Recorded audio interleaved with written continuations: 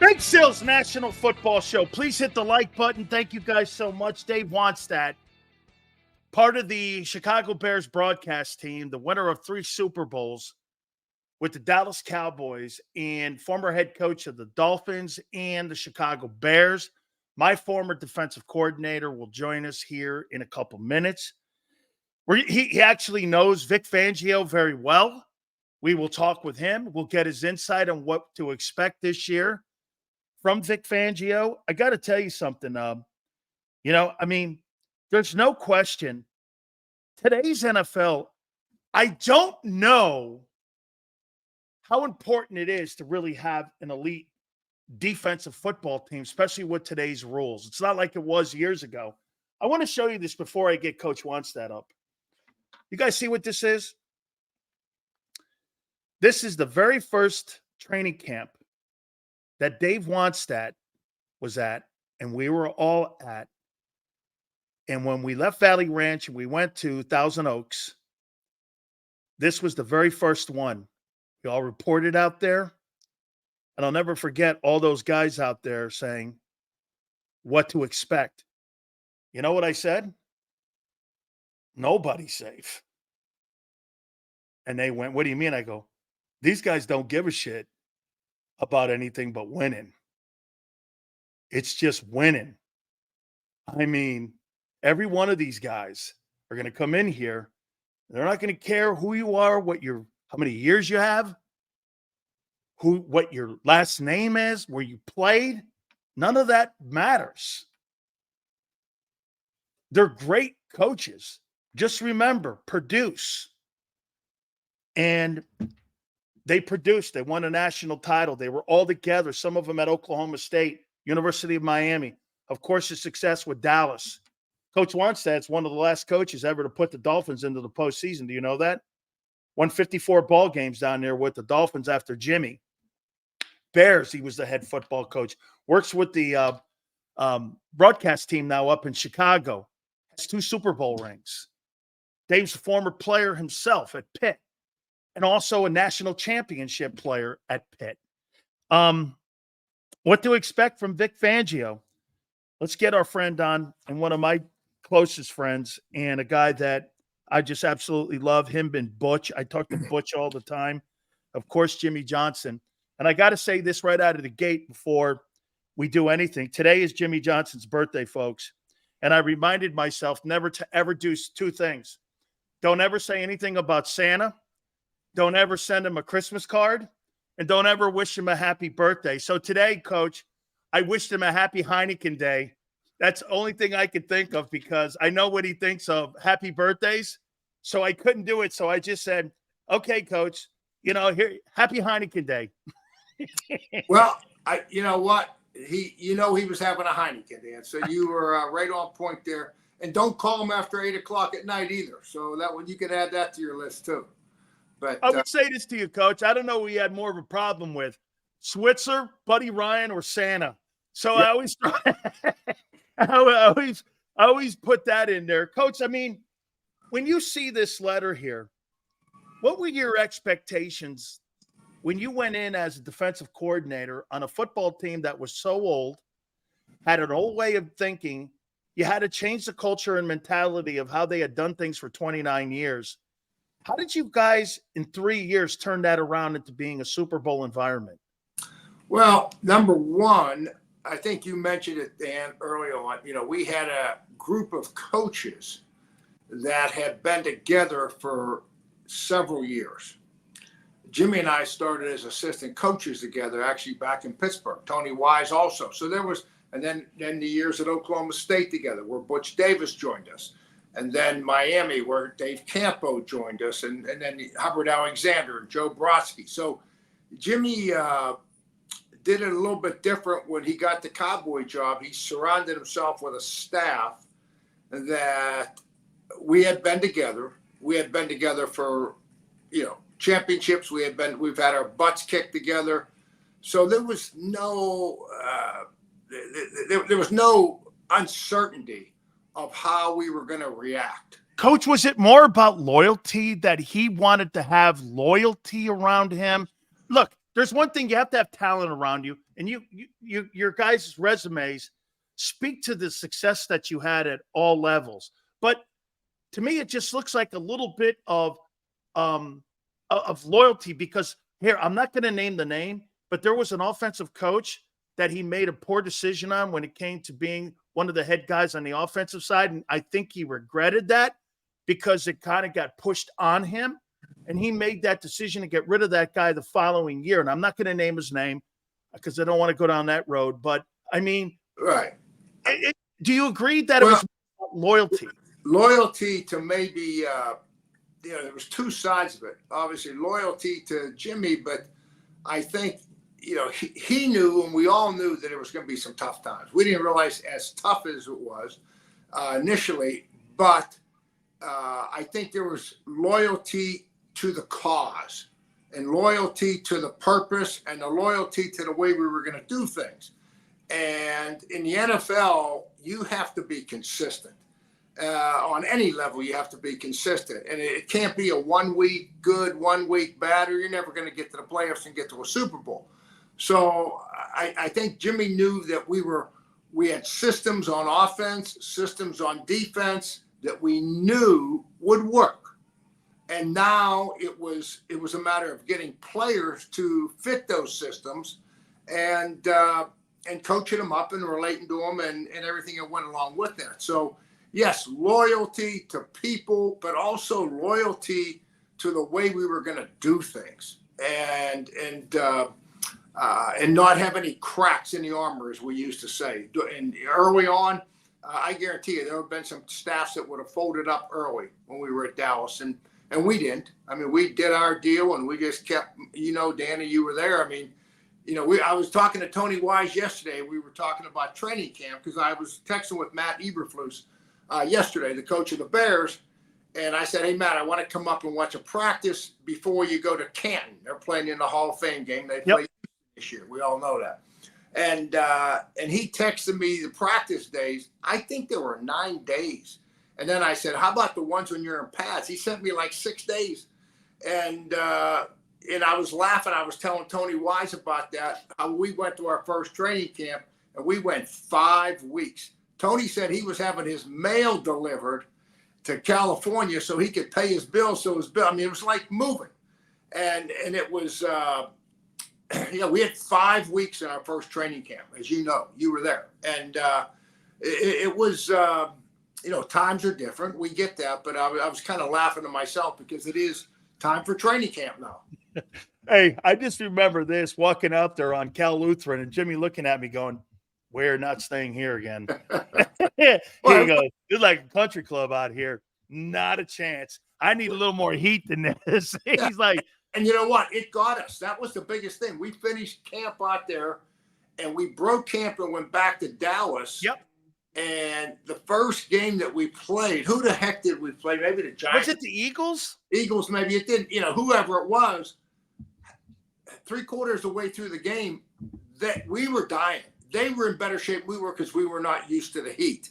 And that really was the icing on the cake when Jimmy said, this is enough. This is insane. This makes no sense. So that was the end of that. Then was off to Texas. Absolutely. Coach, let me ask you something, because everybody's anticipation and wanting to see and wanting to know what Vic Fangio is going to bring to the table as a defensive coordinator for the Eagles. And I'll tell you one thing that the influencing of Vic has already done. There's going to be more extended practice time. It seems that the Eagles are going to, because he demanded that he needs a little more time to do some installations on what he wants to bring. Give me an overall sense of Vic Fangio and what you think he brings as a coordinator to the Eagles. Yeah, I've known Vic a long time. And when he was at the Bears, him and I had long talks. I went up there and watched him practice. And I'll tell you, the number one thing that jumps at him, and very similar to what our philosophy was, Dan, Vic Fangio's defense do not give up a lot of big plays. They do not give up a lot of big plays. Control and contain, coach, like that? Control, contain, sound coverages. I would say they are on the not overthink it end of the defense, but let's play faster and harder and sounder than the opponent. Vic likes to run. Going back to his San Francisco days, he was with Harbaugh. That if he had a choice, he would rush 4 and multiple coverages, cover 2, cover 8, cover, whatever, 3, change it up that way. But I'll tell you what, over the last few years, if he needs to bring pressure, he will bring pressure. It's not going to be a lot of all-out blitz now, Eagle fans, but he'll bring 5 guys, 6 guys if he has to, more so in the red zone, but very sound. I mean, his philosophy works. It's proven that it works. And, it's going to be a matter of the players just buying in. And Vic doesn't have the personality to, it's got to be chummy with the players and all that stuff. But the players are going to get results. And if they want to have a chance to make a run at this thing and get back to the big dance, they're going to buy in quick because they know he knows what he's talking about. And they know that he's going to give them a chance to be successful. How does he get pressure, Coach? Does he use stunts? Is he like a big T stunt kind of guy? Is he a blitz guy? He will. He'll do multiple things out of, like I say, 4-man rush would be his number one thing. But then, watching his tapes, I mean, he'll bring 5 when you least expect it, or he'll jump into a 3-man rush when you least expect it. So they're going to be multiple, but 75% of their defense is going to be, unless he changes now, has been rush 4, multiple coverages. Make the quarterback make a mistake when he's got steady pressure. Coach, would you agree that his forte is linebackers, or do you think it's secondary? Because today, I don't know if there's really a great collection of linebackers in the league, and I think that's one of the reasons that the tight end is more proficient today in the NFL because of the mismatches, and most of your talented guys are on the numbers at corner.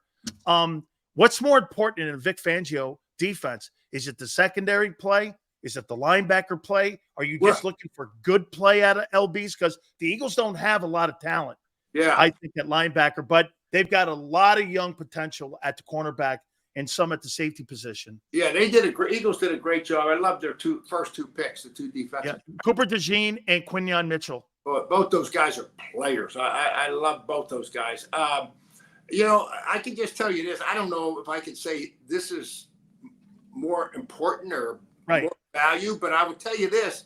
The last time the Bears won the division here and they went to the playoffs, their defense was second in the National Football League in takeaways. And the reason that Mitch Trubisky in that offense was halfway successful was because, so many takeaways. I think they had 20-some that, they were giving their offense a short field. They were running that ball back or causing a fumble or getting the interception or sack. And their offense had a lot of nothing's easy, but had a lot of opportunities to score and get points. So, whenever you say takeaways, I mean, you don't know, Dan, what causes takeaways? I don't think you get very many takeaways unless you got pressure. If the quarterback doesn't feel like in this league, if he doesn't feel like he's got to get rid of the ball, he's going to hold it. So you got to have pressure. You don't have to get sacks, pressure. And then your secondary. That's what he did a great job of here in Chicago, was the secondary of disguising coverages and making a lot of turnovers, a lot of interceptions, a lot of caused fumbles. Coach, for you, and correct me if I'm wrong on this, it always seemed that the priority for you on playing defense was, like you just said, if it was Dallas with Haley or us at Miami, you relied on that front 4 more to really create the pressure. I don't remember. Maybe I'm wrong. Maybe you brought Winston a couple times, but Winston Moss, maybe you brought him a few times. But to me, I just remember you relying more on the front 4 to get the pressure because you thought it made for more of a balanced attack on defense if that front 4 was creating the pressure. And maybe that's kind of what we're saying here with Vic, that he's going to rely on that front 4 to create that pressure to stabilize the back end of the defense. 100%. I mean, you're right on point, Danny. And we did it. And we would have to force ourselves. And I studied that every week. I always wanted to be about 15 to 20% pressure. And, in the press box, I would be looking at that. And I knew what down and distances I did not pressure, which ones that I was a little bit more. And so I did it more just to kind of self-scout myself. except in the red zone. And that's where you see a lot of it. I know Belichick had the same philosophy in the red zone. I remember talking to him one time, like 1 out of every 3 red zone plays, I would mix in some type of pressure down there, because the ball was coming, just to kind of make the ball come out quicker and not have the quarterback sit back there forever. So, I think Philly philosophy wise is there's a lot of carryover between them and what we did back in the day, Dan. Couple questions here for you, Coach. I got this from Dan Morgan, and Dan said that this was some of the evaluation of what Jaylen Herz is, and I want to think and get your take on it, on how you look at him. And this is what Dan said, and a couple of the people. And again, I think Mike Lombardi is also part of this crew. When they went around, they were talking about some of the top 10 quarterbacks. After year 3 turn that garnered a Super Bowl appearance and a $255 million contract, Hertz's play dipped in 23. His quarterback ranking fell from 68.3, which was 4th, to 12th, which was 61. He had 15 interceptions, were so uncharacteristic. It matched the entire total just about for the previous 3 years with 18. A knee injury that he tried to his best manage clearly affected him, according to several evaluators. He was playing Hertz as an NFC executive that I won't name. Eagles tried to downplay that, but he didn't look right. He wasn't the same runner that he was in the past, and passing the ball was pretty tough for him, added an AFC scout. He also he'll always be around the 7 to 12 range when it comes to being one of the top guys in the league, and depending on how productive he is in each of those years. Note, the Eagle offense became stale as a whole, according to some guys that I talked to, and predictable, and the offensive attack also affected Hertz's stock, and that's how he sees him. Is that kind of how you see Jaylen right now too? I do. I was disappointed in Jaylen's. The injury is a factor. Okay, so that's one thing. You mentioned that. I was mostly disappointed. Quarterbacks can have bad years, but they can't turn the ball over. And as smart as he is, and the background that he comes from, with the Nick Sabans of the world, as far as protect the ball, the importance of the ball, I that's the one thing that threw me off. The injury, I think, had something to do with his lack of running ability. I think that Nick Sirianni, I think he got exposed a little bit. I think that they changed offensive coordinators, and I don't know, and I don't know how they were 10-2, Coach, when they changed it, and they had beaten Allen, Mahomes, Tua, Stafford, and because they got blown out by the Cowboys and the Niners, they panicked and went to a 2-gap. And get this, Coach, Jalen Carter and Jordan Davis were playing pretty well for young guys. They were in a 3-1 technique, right?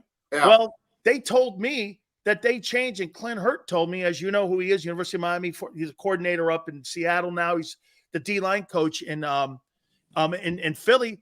They went to a 2-gap, and I'm like, 2-gap? With guys that are 3-1 techniques, that's impossible to be able to do. You can't go from one extreme to the other. No. And so it kind of hurt them. And then they just absolutely fell apart as a unit down the stretch. Yeah, injuries. And I think the Super Bowl, you hate to say this, but, I classified last year's team, and I want to forget about it as bad as Eagle fans do. It's the second half of the season. I said they look like an old, slow, tired, halfway disinterested football team. And that's not the Philadelphia Eagles that we all know. So I look for them. I love their draft. We talked about it. I look for them to make a big bounce back. I really do. Coach, how did that's such great insight there, because, I never thought of it, but it's true. How did you guys overcome having gone so deep for those 5 years, as deep as you guys did, knowing that a team like Dallas, over a 3-year span, Coach, if you go deep into the playoffs, a team like the Saints, who don't go to the playoffs or what have you, you could play another full season of ball games in 3 years of postseason play by going deep. How did you guys stay consistent like that? Was it the youth on the team? And was it the fact that you guys believed in over-conditioning the players later in the year, that you thought that kept you fresh? Well, a little bit of both. You mentioned the youth. We were, if not the youngest. You were the youngest. one of the 2 or 3 youngest football teams in the whole league when we won that first Super Bowl. So youth had a lot to do with it because we were able to stay healthy. And you mentioned the conditioning. We were, we were on the border of being on the simple side of what we did. So now the players come back, they have time off. And it was the same thing at Miami when we lost that first national championship. We came back, we didn't really change much. We had some new players. We went right back to work, and the consistency thing we knew would be there. As long as the attitude was there, and you mentioned conditioning, we knew the consistency would be there, and it has been. So I think that's, that was the thing. And understand what will lose games for you before you start worrying about what you got to do to win it. So I think that this is a big training camp for the Eagles. I mean, it's going to be physical because Vic is nothing but physical on defense. And, with Saquon Barkley, I think that is, God, I look for every Eagle player got to be doing backflips. I mean, Saquon Barkley, I always look at things like this, Danny. When I watch a game, I say, okay, I'm defending this team. What do we got to stop? Who do I got to shut down first? And then we work our way from there. Okay, last year's Eagle team, it was Jaylen Herz. What do we got to do with Jaylen Herz? Not give A.J. Brown the big play and so forth. But this year, when think about it, when Barkley was at the Giants, if you're playing the Giants and they say, what do you got to do this week to win? Got to stop one guy, in my mind. Stop Barkley. If we shut him down, we're going to win this game, probably. Okay? That's not the case now with the Eagles. I mean, you come in here and say, we got to go A.J. Brown and we got to take Smith, tight end Barkley. And Smith. Hey, they'll run that ball down your feet. Barkley is motivated. He's going to have a great year. Or it's going to take a lot of the focus off of Jaylen Herz and loosen him up a little bit. So, boy, I think it was a great sign, and I think they're going to get a great year out of him, and I think he's going to be the difference at the end of the year. Coach, I promise, two last questions. The Chicago team, are you expecting them to make a giant leap this year, especially with all the things that they did in the front office? It looks like there's still a little bit of a problem with the contract. I think it's language from what I'm hearing up in Chicago. He just signed. Payouts. He just signed, Danny. Okay, good. Okay, so they're going to get him in camp. Yep. So they're going to get him ready. I think the rookies show up today for the Bears, by the way. Correct. So in your opinion, do they make that leap? Because I could see that NFC North. I mean, you see Green Bay's going to make a leap. Maybe Chicago makes a leap. They did some nice things. TJ Edwards and that linebacking core look pretty decent up there. Could you see them floating around 500? Absolutely. I think the early number came out at 7.5, and I picked them at 9. I think they can be a 9-win team. But here's the key. You look at their schedule. They don't play a conference game until almost December. Wow. Look at their schedule. It might be it's either the end of November or 1st of December when all of their conference games come in. And so they got 2 months of the season where they need to make some noise. And they've got one of the easier schedules early, so they need to get some momentum. They need to get Caleb Williams into a little bit of a routine, a little bit of a confidence spill, and then finish strong. But that division is going to be tough. I mean, Minnesota is not going to, I think J.J. McCarthy is going to be the guy. They got as good a skill people as anybody in the conference.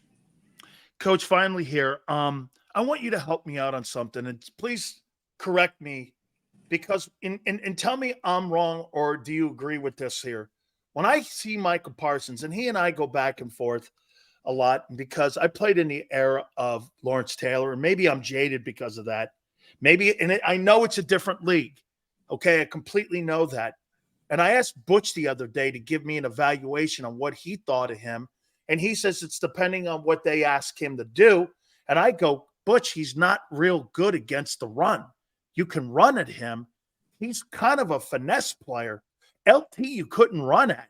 Even if you ran away from him, he got as deep as the ball, coach, and he'd run your ass down from behind when he was in his prime. I mean, I don't see that with him. Now, are they asking him to do too much? Do you think he is in that category? How do you look at him? Like, I look at Myles Garrett and I go, that's not Myles Garrett. Myles Garrett's a Hall of Famer. Like Von Miller is a Hall of Fame player. Coach, is it because he's a Cowboy?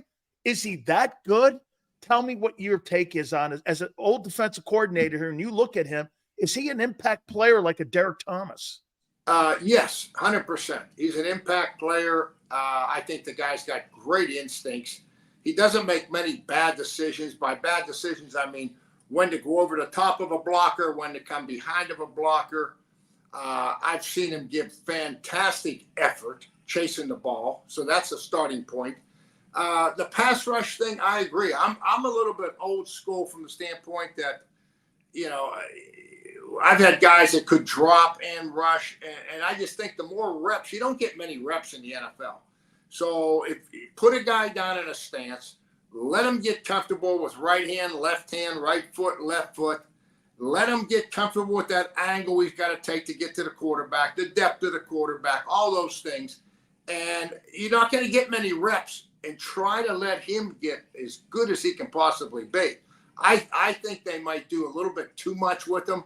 To be quite honest with you, I'd love to just see him rushing the passer, from that open side. I think the guy would be as good as anybody in the NFL. I really do. I like him a lot. So you would rush him more from the strong side than the weak side? I'd rush him from the back side, from the weak side, from the weak side. Yeah, but Coach, what they did, like Arizona, they ran at him.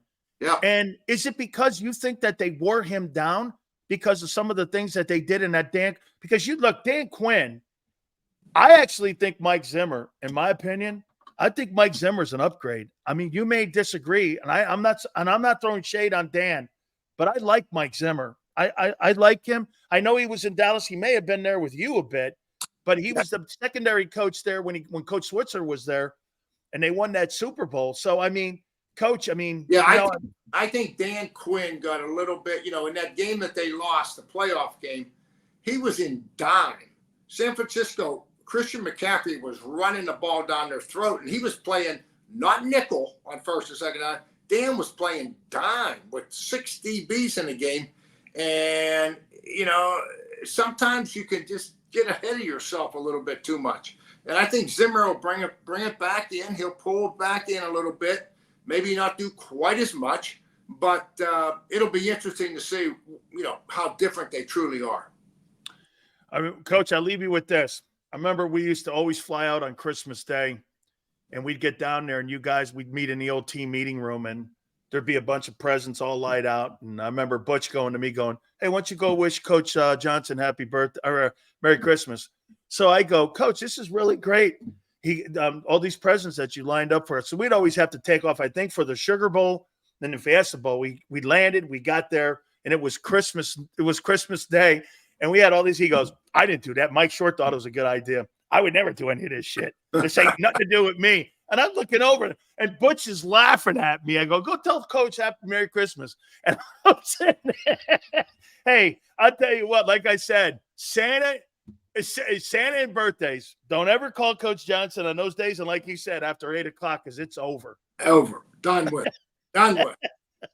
Coach, I love you. Thank you so much for doing this. All right, Danny. Good talk to you, buddy. Bye-bye. You got it. The great Dave Wannstedt, the owner of 3 Super Bowl rings and our good friend and part of the broadcast team for the Chicago Bears. Yeah. Hey, today's Jimmy Johnson's birthday. And so, like I said on Twitter, I sent it over. I go, "Coach, happy Heineken Day." And he texts me back. He goes, "You know better." I said, "I didn't wish you happy birthday. I didn't wish you happy birthday." Hey, Yale, guy. Hey, honest to God, we used to show up, Yale. And we would always, because, hey, Yale, we were always, thank you. Hey, we always showed up on Christmas night. I hated taking off. So we know in my grandpa's house, we'd have Christmas, and I have to get down to the airport, either LaGuardia or Newark or what have you, to get down to Miami.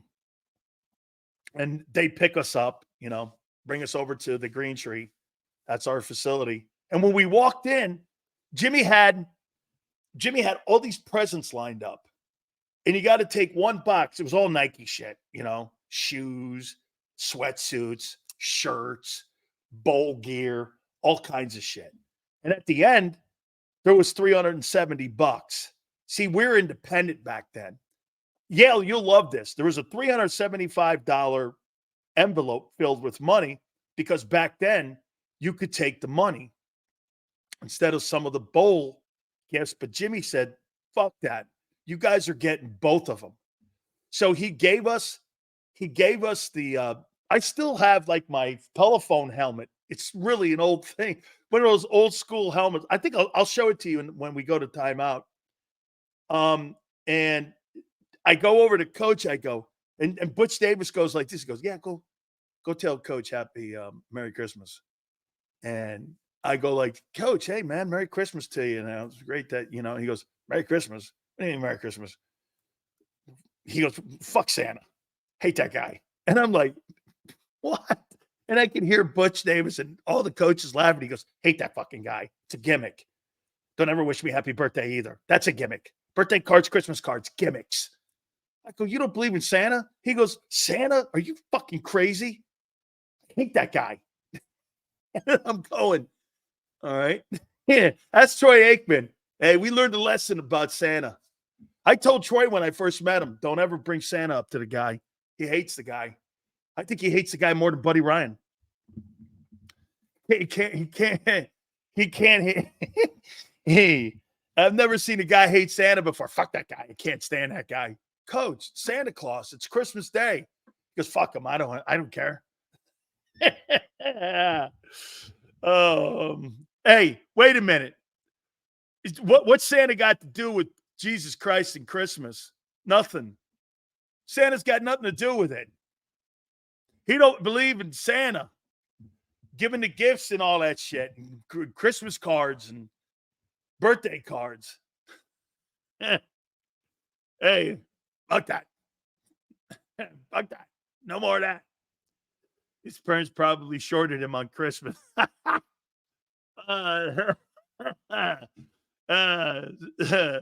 Santa's a saint. Oh, okay. And whatever, man. All I'm just telling you is that guy don't believe in Santa Claus. Oh, no. Everybody who believes in Santa in here is now moaning. Always someone getting butthurt. Thank you, Bruce. I know. Hey, there's always a snowflake, isn't there, Bruce? I'm going to show you that. I do have my old school Fiesta Bowl, one of my gifts. What year was that? Let's see how old this thing is. And I got it here, and I'll take a timeout and I'll show it to you. Then we're going to reset here. Hang on.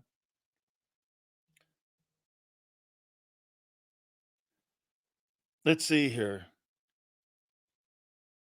Hold on. Okay.